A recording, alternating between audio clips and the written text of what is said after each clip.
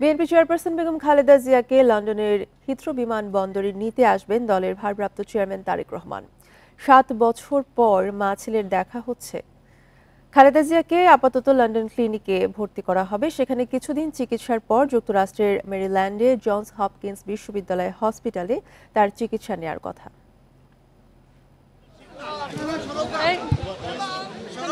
২০০৭ সালে একাত্তর প্রেক্ষাপটে রাজনৈতিক প্রতিহিংসার শিকার হয়ে অসুস্থ অবস্থায় উন্নত চিকিৎসার জন্য লন্ডন যান তারেক রহমান।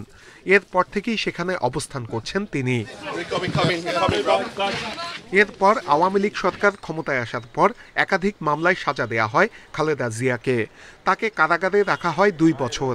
এ সময় অসুস্থ হয়ে পড়লে তাকে কয়েক দফা হাসপাতালে ভর্তি করা হয়। Khaleda Zia liver cirrhosis, kidney, heart, diabetes, arthritis সহ নানা শারীরিক অসুস্থতার মাত্রা বাড়তে থাকলে তাকে কয়েক দফা আইসিইউতে ভর্তি করা হয়। চিকিৎসকদের পরামর্শে উন্নত চিকিৎসার জন্য বিদেশে নেয়ার চেষ্টা করেও আওয়ামী লীগ সরকারের অনুমতি পাননি তিনি। কয়েক দফা পরিবারের পক্ষ থেকে বিদেশে যাওয়ার আবেদন করা হয়, তবে অনুমতি মেলেনি।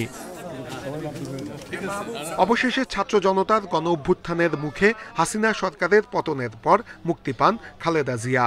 উন্নত চিকিৎসার জন্য কাতারের আমিরের পাঠানো বিশেষ এয়ার অ্যাম্বুলেন্সে যাচ্ছেন লন্ডনে। সেখানে ৭ বছর পর তার দেখা হবে তারেক রহমানের সঙ্গে। এর আগে ২০১৭ সালে চিকিৎসার জন্য লন্ডনে গিয়েছিলেন তিনি। খালেদা জিয়াকে লন্ডনের হিথ্রো বিমানবন্দরে নিতে আসবেন তারেক রহমান ও তার স্ত্রী ডাক্তার জোবায়েদা রহমান। বিএনপি নেতারা বলছেন, মা ছেলের দীর্ঘ কাঙ্ক্ষিত সাক্ষাতে দেশ দল ছাড়াও ভবিষ্যতের রাজনীতি নিয়ে অনেক কথাবার্তা হতে পারে। তাদের প্রত্যাশা চিকিৎসা শেষে সুস্থ হয়ে দ্রুত দেশে ফিরবেন তিনি। নূরে আলম, ইন্ডিপেন্ডেন্ট নিউজ, ঢাকা।